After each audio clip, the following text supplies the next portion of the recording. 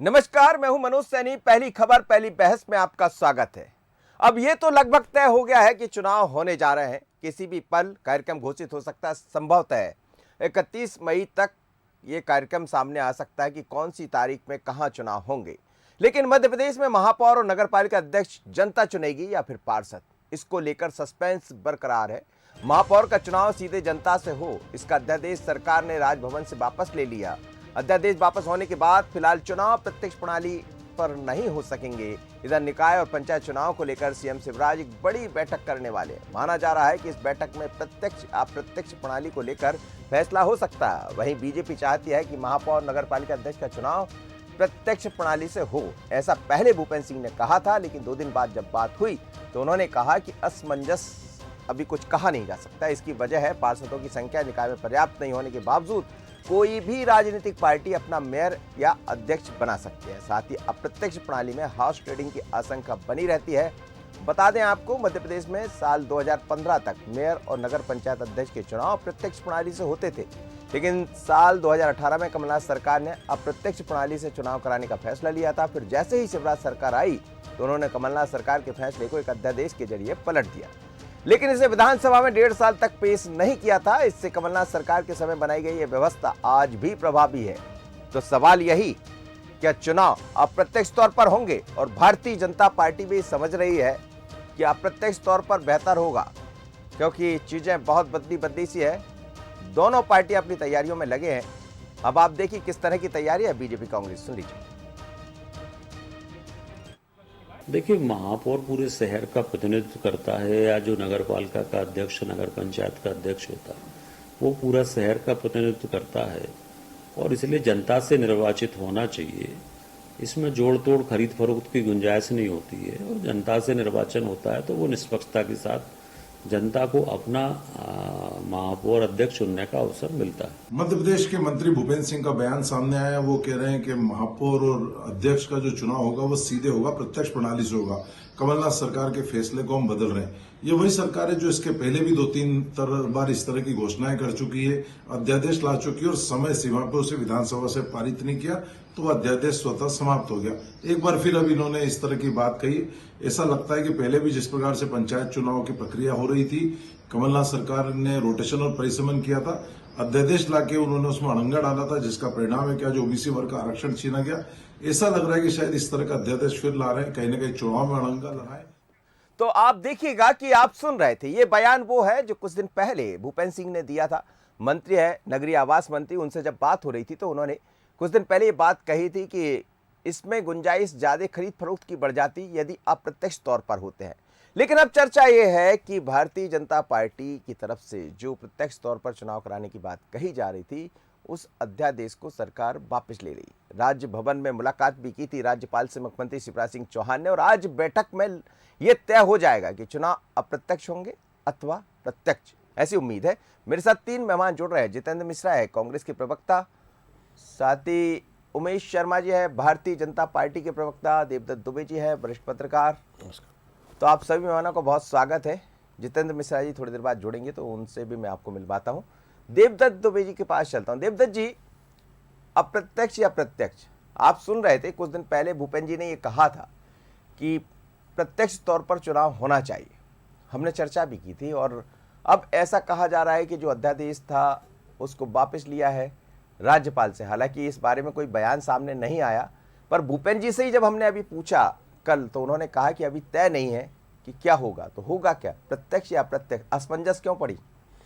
देखिए, जिस तरह से पिछड़े वर्ग के आरक्षण को लेकर राजनीतिक दल उठापटक करते रहे, जितने मोड़ आए हैं सड़क से सदन तक, हाई कोर्ट से सुप्रीम कोर्ट तक, उसके बाद राजनीतिक दल भी नहीं समझ पा रहे कि अगला कदम क्या करना चाहिए, कैसे में क्या होगा, कैसे में संदेश जाएगा कि हम इसके हित में, या कैसे में हम ये चुनाव जीत सकते हैं। ये बड़ी दुविधा और द्वंद्व की स्थिति बन गई। लेकिन जो होता है कि श्रेय लेने की और बढ़त लेने की स्थिति कि हम ऐसा करेंगे और पिछली सरकारों के निर्णय को उलटना है, क्योंकि हम उसको गलत सिद्ध करेंगे, उसको उलटना ही है। जैसे कई बार होता है, अधिकारी एक योजना शहर में लागू करता है, उसके स्थानांतरण होने के बाद दूसरा अधिकारी उसकी दूसरी योजना बनाता है। तो यही राजनीतिक दलों का है कि पहले को गलत सिद्ध करने के लिए हम पलटना है। तो ये कहा गया कि ये प्रत्यक्ष प्रणाली से हम कराएंगे चुनाव, पार्षदों में खरीद फरोख्त होती। ऐसे देश में बहुत सारे चुनाव होते हैं जो कई बार अप्रत्यक्ष प्रणाली से ही होते हैं। और जिला पंचायत के होंगे, जिला पंचायत सदस्य चुनते हैं, जनपद अध्यक्ष को जनपद सदस्य चुनते हैं। तो ये एक तर्क ऐसा था कि जिसको सभी को समझ में नहीं आ रहा था कैसा है, और शायद पार्टी के अंदर भी इस संबंध में चर्चा हुई होगी। इसी कारण ये अध्यादेश वापस लिया गया है।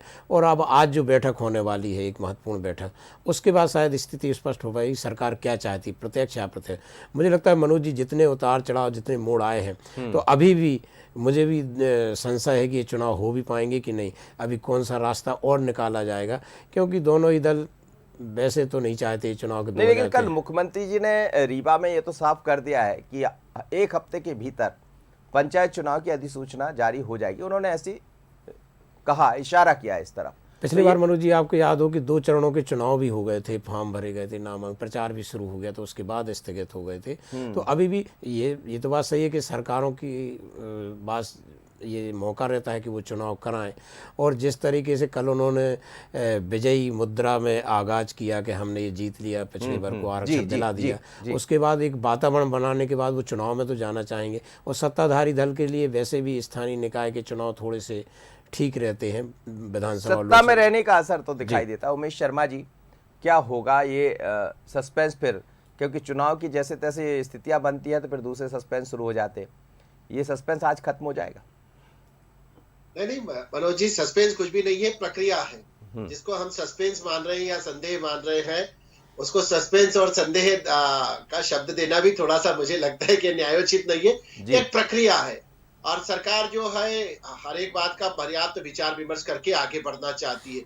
जो कांग्रेस पार्टी ने दुर्भाग्यपूर्ण स्थिति का निर्माण करा था और जो कटु अनुभव हमारे रहे हैं, उन कटु अनुभव से हमने ये सीख और सबक तो लिया है कि अब अगर कोई भी काम करना है तो वो इतना ठोस और कंक्रीट वाला होना चाहिए कि फिर उसमें राय बराबर का भी संदेह नहीं हो। क्योंकि इससे राजनीतिक दल जो है, राजनीतिक दलों का नफा नुकसान अपनी जगह होता है। मुझे लगता है कि नगरीय निकाय का चुनाव अगर 1.5-2 वर्ष तक नहीं हो पा रहा है या पंचायत का चुनाव नहीं हो पा रहा है, तो जो चुनने का अधिकार जनता का है, जनता उस चुनने के अधिकार से वंचित है। जनता को लोकतंत्र ने यह स्वतंत्रता प्रदान करी है कि वो अपना प्रतिनिधि स्वयं चुने, तो उसका मताधिकार मारा जा रहा है।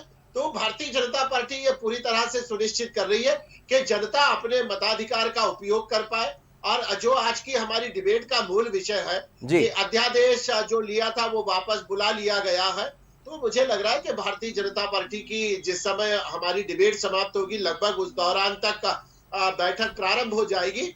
और मुझे लग रहा है कि आज हम लोग इस विषय में भारतीय जनता पार्टी निर्णय कर लेगी। प्रथम दृष्टया यह हमारी दृढ़ मान्यता है कि प्रत्यक्ष प्रणाली से चुनाव इसलिए होना चाहिए क्योंकि एक तो जो नगर निगमें होती हैं उनका भौगोलिक आकार बहुत बड़ा है।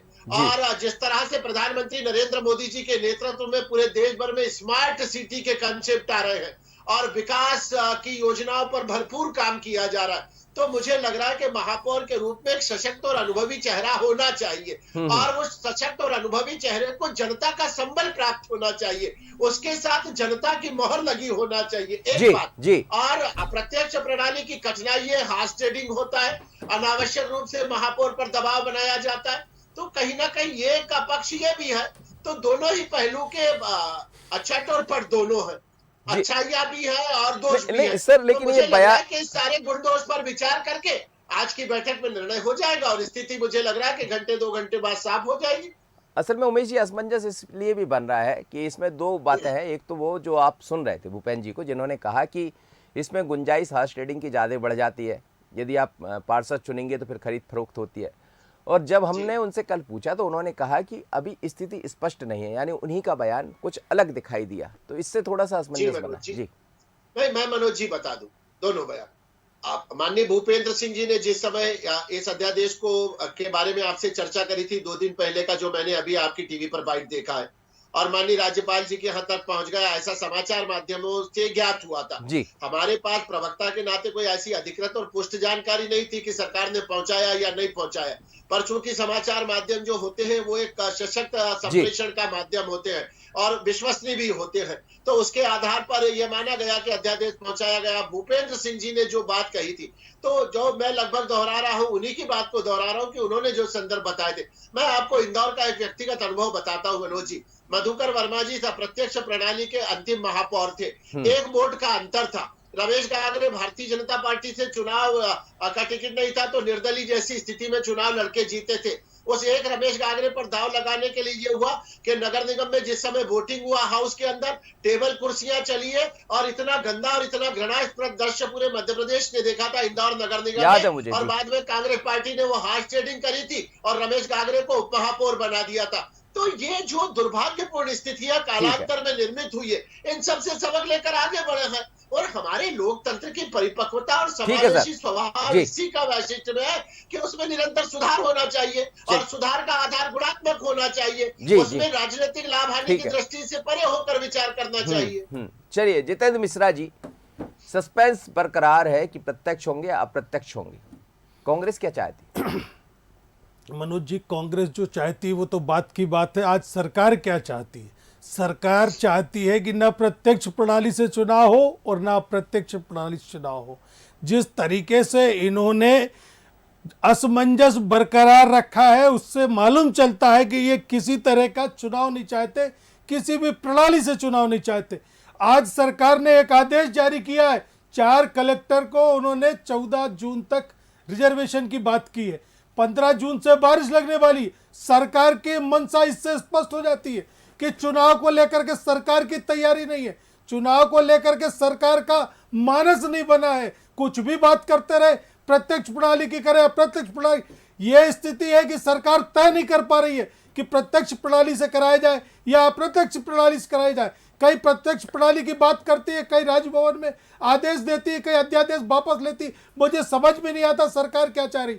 इसने सीधे सीधे ओबीसी वर्ग की पीठ पर छुरा भोंका है और ये एक के बाद एक सरकार के आदेशों से साबित होता जा रहा है। तो मेरा सिर्फ ये कहना है कि सरकार चुनाव कराने के मूड में ही नहीं है, तो क्या प्रत्यक्ष और क्या प्रत्यक्ष प्रणाली। गुण दोष जो अभी बता रहे थे उमेश शर्मा जी, हकीकत ये है कि ये किसी तरीके का चुनाव नहीं चाहते। आज मतलब आपको दोष नजर आ रहा है, गुण नहीं देख रहे हैं। आप बताइए ना, मैं नहीं कह रहा, आप बताइए, सरकार जब आदेश दे रही है कि 14 जून तक आरक्षण संपन्न कराया जाए, कलेक्टर्स को सरकार के आदेश जा रहे हैं, 15 जून से बारिश लगने की बाद चुनाव की संभावना। कल जो निर्वाचन आयोग ने पत्र जारी किया है समस्त कलेक्टरों को, उसमें लिखा 3 चरण में चुनाव कराया जाए और उसमें अलग अलग जिलों का नाम लिखा है। सभी कलेक्टरों से कहा है कि 20 तारीख तक, 20 मई तक स्थिति स्पष्ट कर दे, उसके बाद आगे बढ़े। तो 20 मई यानी परसों, 2 दिन बाद ही, कल ही। देखिए मेरे पास तो वो आदेश है मनोज जी, जिसमें सरकार 4 कलेक्टर्स को 14 जून के पहले आरक्षण की। मेरा वही कहना है कि सरकार खामियां रख रही है, सरकार कुछ ऐसी कमियां रख रही है कि निर्वाचन की प्रक्रिया संपन्न नहीं हो सके। इसको लेकर के हम लगातार आरोप लगाते जा रहे हैं कि सरकार ने उस न्यायालय में अपना पक्ष रखने में देर की, विधानसभा में संकल्प पारित करने में देर की, जब विपक्ष ने कहा कि ओबीसी आरक्षण लाया जाना चाहिए, जब सरकार चेत रही है। मुझे स्पष्ट रूप से नजर आ रहा है सरकार चुनाव के मूड में नहीं है, और जब चुनाव के मूड में नहीं है तो ये प्रत्यक्ष। तुम्हें जी क्या ऐसा है कि सरकार चुनाव के मूड में नहीं? क्योंकि अब तो ऐसा लग तो रहा है, जब मुख्यमंत्री ने कह दिया रीवा से, उमेश जी से बाद में इस पर प्रतिक्रिया लेता हूं मैं। देवदत्त जी, देखिए सरकार या दल, दोनों दल चाहते हैं कि चुनाव अब हो जाए, क्योंकि आरक्षण का मामला निपट गया है। सुप्रीम कोर्ट से अभी तक ये था कि आरक्षण का मामला नहीं सुलझा है, लेकिन कल के बाद तो स्थिति स्पष्ट होगी कि अब चुनाव होना चाहिए। लेकिन ये जो बातें हैं प्रत्यक्ष अप्रत्यक्ष, ये बहुत सारे इसमें मनोज जी आप व्यवहारिक धरातल पर देखेंगे तो पार्षद तो फिर भी राजनीतिक दल के मैंडेट पे चुने जाते हैं, तो उनकी खरीद फरोख्त तो कम होती, क्योंकि उनका निर्वाचन शून्य हो सकता। लेकिन जो जिला पंचायत सदस्य होते हैं, मैंने ऐसा भी बहुत करीब से चुनाव में देखा है कि यदि 2 जिला पंचायत सदस्य थोड़े बहुत वोटों से आगे पीछे चल रहे हैं, तो दोनों को उठा लिया जाता था कि जो जीतेगा उसको बिठा लेंगे और जो हार गया उसको छोड़ देंगे। तो जिला पंचायत और जनपद सदस्य में जिस तरह की खरीद फरोख्त होती है उतनी नगर निगम और महापौर पार्षदों वाले में नहीं होती है। तो अभी बहुत सारे इसमें जो धीरे धीरे हमारा लोकतंत्र आगे बढ़ रहा है, धीरे धीरे जो चीज़ें आती हैं उसमें सुधार होते जाएंगे। ये ऐसे मामले पूरी सियासत है मनोज जी, इसको बहुत आपको समझना पड़ेगा। और ये सियासत केवल पंचायत और नगर निगम चुनाव के लिए नहीं, ये 2023 और 2024 के चुनाव के लिए की जमावट है। आप देखिए कि जिस आरक्षण के लिए आप देखेंगे यहाँ चुनावी डिबेट चैनल की डिबेट में सड़क से सदन तक, हाई कोर्ट, सुप्रीम कोर्ट तक लड़े मरे जा रहे हैं, तर्क और तथ्य तर्क रहे हैं। उस पिछड़ा वर्ग ने कोई बड़ा आंदोलन नहीं किया है आरक्षण के लिए, ना कोई चक्का जाम किया, ना कोई रेल रोकी, ना महीनों से धरनों में बैठे। अन्यथा कितने मुद्दों पर लोग इतना आंदोलन करते। ये केवल सियासत है, और सियासत भी 2023 और 24 के लिए है। तो अभी इसमें जितने मोड़ आए हैं, अब सर राजनीति जहाँ होगी वहाँ सियासत तो होगी, कि सियासत तो करेंगे ये लोग, सियासत के बिना कैसे रह सकते। उमेश शर्मा जी को सवाल थे जितेंद्र मिश्रा जी की गुड़ दोस्त। मैं जितेंद्र भाई को आश्वस्त कर देता हूं कि जितेंद्र भाई आप तो जहां भी रहते महापौर लड़ना चाहते हैं तो तैयारी प्रारंभ कर दिए, या नगर पालिका में रहते, मुझे नहीं मालूम कि आपका क्षेत्र नगर पालिका में आता है कि नगर निगम में आता है। मैं भारतीय जनता पार्टी की वो विधानसभा की तैयारी कर रहे हैं, विधानसभा की। नहीं, वो महापौर भी एक मार्ग हो सकता है, तो आप तो तैयारी करिए। हम सर्वोच्च न्यायालय के निर्णय से असहमति नहीं प्रकट करेंगे। सर्वोच्च न्यायालय ने जो दिशा निर्देश प्रदान करे, भारतीय जनता पार्टी की मध्य प्रदेश की सरकार नतमस्तक होकर उसको स्वीकार करती है। समय सीमा पर चुनाव होंगे, निश्चित चुनाव होंगे, बारिश गिरे, आग गिरे, पानी गिरे, जिस भी परिस्थिति में होगा भारतीय जनता पार्टी की सरकार चुनाव कराने के लिए प्रतिबद्ध है। हम तो इस बात को लेकर आहत है जितेंद्र भाई के आपके कार्यकाल में, आपकी सरकार के कार्यकाल के समय कमलनाथ जी के नगर निगम के चुनाव का कार्यकाल समाप्त हुआ था, पंचायत का चुनाव का कार्यकाल समाप्त हुआ था। जो पाप या जो त्रुटि कांग्रेस पार्टी से हुई, उन पाप का दोहराव नहीं चाहते। उसको आपने आगे बढ़ाया उमेश जी, उसको आपने आगे बढ़ाया। 2.5 सालों से आप सरकार में बैठे। जनता को अपना मताधिकार का प्रयोग करने का अवसर प्राप्त होना चाहिए। जनता के चुने हुए जनप्रतिनिधि जब नगरीय निकायों में जाएंगे या जिला पंचायत में जाएंगे, तो उस समय निश्चित जी बोलिए। मेरा ये कहना है, रोड़े किसने अटकाए उमेश जी? किसने रोका? जनप्रतिनिधि बनने से आपने रोका। अदालत में आपने उलझाने का प्रयास किया। आपको मालूम था कि महाराष्ट्र को लेके याचिका नहीं है, आपका एडवोकेट खड़ा रहे, उन्होंने कोई प्रश्न स्थापित नहीं किया। इसके बाद आज आप क्या कर रहे हैं? आज भी आप लगातार, अगर मान लीजिए अप्रत्यक्ष प्रणाली से चुनाव हो रहे थे, प्रत्यक्ष प्रणाली से आप चाह रहे थे, फिर अध्यादेश वापस लेने की जरूरत क्या थी? कहीं ना कहीं उलझने पैदा करने चुनाव को लेकर, कहीं ना कहीं वो जो अंत्योदय की बात करते हो, उस छोटे जनप्रतिनिधि को अधिकार नहीं देना चाहते, विकेंद्रीकरण के नाम पर आप घबरा जाते। इस महंगाई, इस भ्रष्टाचार में आप चुनाव में नहीं उतरना चाहते। हकीकत तो ये है उमेश जी, इसको स्वीकार करना पड़ेगा आपको।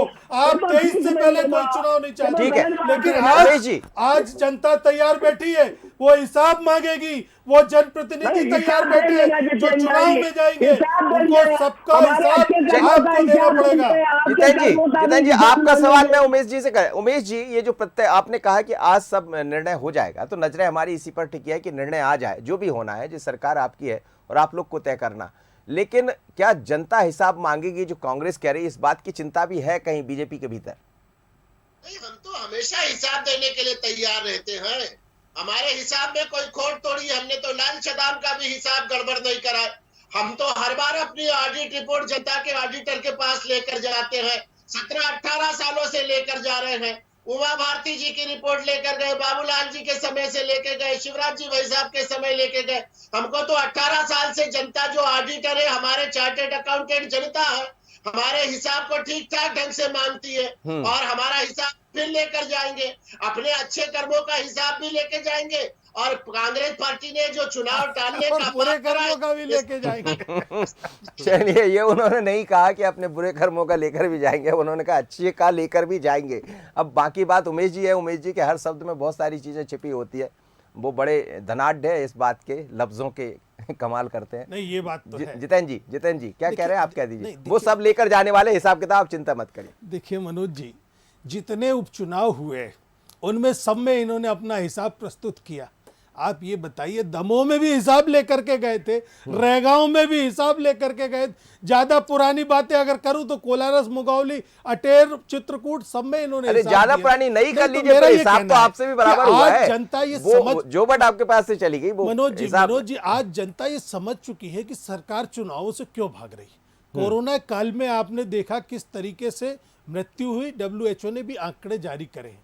आप ये बताइए, कोरोना काल में आपका जनप्रतिनिधि गांव में जाने के लिए तैयार नहीं था क्योंकि उसकी सर, खिंचाई हो कोविड रही। को तो अब सबने मैं बता सबने रहा हूं, खत्म उसके कर आगे दिया आ था। रहा हूं। मनोज जी, मेरा ये कहना है कि आज इस महंगाई के दौर में, ठीक है। आज मध्य प्रदेश में भ्रष्टाचार, आप किसकी बात कर रहे जी। हैं? ओबीसी के साथ आपने छलावा किया, छुपा नहीं है, सबको मालूम चला। जी। आज दलित वर्ग की मध्य प्रदेश में क्या हालत, जिंदा दफन कर दिया जाता है। सरकार कहती है 10 फीट गड्ढे में अधिकारियों को गड़ा देंगे, उन अधिकारियों ने मुख्यमंत्री आज सरकार को 6:30 बजे 10 से फीट यही गड्ढे कह में रहे थे कि ये सब मनोज नहीं जी, चलेगा। आज 6:30 बजे बैठ गए वो। मनोज जी, मेरा भी यही कहना है 6:30 7 बजे उठकर बैठ जाते अधिकारियों को ये बता। आज आदिवासी के साथ क्या हो रहा है मध्य प्रदेश में? कौन सा हिसाब लेके जाओगे आप? किसकी उमेश जी, सुरक्षा की कौन सा बात हिसाब करते हो? लेकर जाएंगे? मध्य प्रदेश जल्दी से आतंकवादियों की उमेश जी 30 सेकंड बोल दी, समय नहीं। मेरा ये कहना है कि अंतिम मध्य प्रतिक्रिया प्रदेश दीजिए। आतंकवादियों की शरणस्थली बन गया। चलिए, आप सुन मध्य लीजिए। प्रदेश में अपराध बढ़ रहे चलिए, सुन हैं, लीजिए, इसलिए जितेंद्र जी, समय चुनावों नहीं, से पर्याप्त समय सबको दिया भागने के मैंने। लिए नए नए हथकंडे अपनाए जा रहे हैं। मनोज जी, ठीक है, उमेश जी जल्दी भारतीय से। जनता पार्टी तो मुझे लग रहा है कि अपने 17 वर्ष के जो शासन है और जो लोक कल्याणकारी काम करे हैं वो सारी चीजें लेकर जाएगी। हमने मध्य प्रदेश को अंदर जो है कृषि के माध्यम से मुझे लग रहा है कि देश के फलक पर लाकर बैठा दिया है। अपराध मध्य में प्रदेश- क्या स्थिति है उमेश जी मध्य प्रदेश की? और सारी चीजें आज जितेंद्र भैया सब लेकर जाएंगे। अरे सब मध्य लेकर प्रदेश में जाएंगे, महिलाओं सारी पर चीजें लेकर अत्याचार है, जाएंगे। और आदिवासियों पर सारा ठीक है। अत्याचार, खुलेआम अब जितेंद्र हत्याएं हो भैया रही है, हिसाब से खुलेआम हमें ले जाएंगे आतंकवादी तो आप क्या मध्य करोगे? प्रदेश से मिल रहे आप हैं। खाली ये चलिए, हिसाब आज ये लेकर तय के कर जाना दीजिए, पड़ेगा आज ये तय आपको। कर दीजिए। सर, अब आप हिसाब तो बताते रहिएगा, जनता आपके हिसाब पूछने वाली है। जी, देवदत्त जी, देवदत्त जी अंतिम प्रतिक्रिया।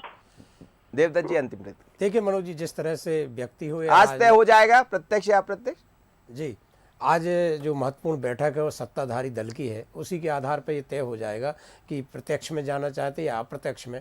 लेकिन चुनाव अब जरूरी हो गए हैं और मुझे लगता है कि राजनीतिक व्यक्ति हो या सामान्य व्यक्ति, यदि वो यश के भागीदार के लिए होड़ मचाता है तो अपयश भी उसी को स्वीकार बहुत करने बढ़िया, के लिए जी। तैयार रहना चाहिए, क्योंकि एक तरफा नहीं चलता है प्रकृति में मामला। प्रकृति का हर एक तरह जैसा मूल्यांकन है, जिस तरह हमने दोहन किया तो आज उसकी सज़ा भुगत रहे हैं, ऐसी कोई भी दल जो काम करेगा उसके लिए उसको उसका भुगतान या खामियाजा दोनों भुगतने के लिए तैयार रहना चाहिए। जी। और देने की दोनों ने दावे और तथ्य रखे हैं, लेकिन अब जो लेने वाला है उसके बताने की बारी है कि हमें किसने क्या दिया। पिछड़ा वर्ग बताएगा कि किस दल ने हमें क्या किसने दिया। क्या दिया ये तो चुनाव में देखने को मिलेगा, लेकिन चुनाव प्रत्यक्ष होंगे, अप्रत्यक्ष नजर इस पर रहेगी। उमेश जी आपका, जितेंद्र जी और देवदत्त जी, आप सभी मेहमानों को बहुत धन्यवाद मेरे साथ जुड़े।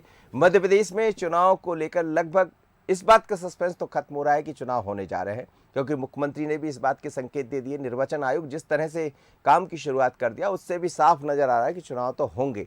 अब ये मुद्दा अलग है कि पंचायत के चुनाव अभी होंगे तो क्या नगरीय निकाय के चुनाव भी साथ में हो जाएंगे। 24 तारीख को प्रशिक्षण भी होने जा रहा, लेकिन इससे बड़ी बात यह है कि आखिर कहाँ जाकर मसला उलझ रहा है, जो सरकार को भी अपना अध्यादेश वापस लेने की तरफ आगे बढ़ना पड़ा है। पर आज बैठक होगी, बैठक में तय हो जाएगा चुनाव प्रत्यक्ष होंगे अथवा अप्रत्यक्ष। नजरें हमारी बनी रहेगी, तो देखते रहिए आप भी बंसल न्यूज़। हर खबर के लिए, खासकर पंचायत और नगरीय निकाय चुनाव की खबरों को लेकर सबसे पहले हम आएंगे आपके पास। मुझे दीजिए इजाजत। पहली खबर, पहली बहस में इतना ही। नमस्कार।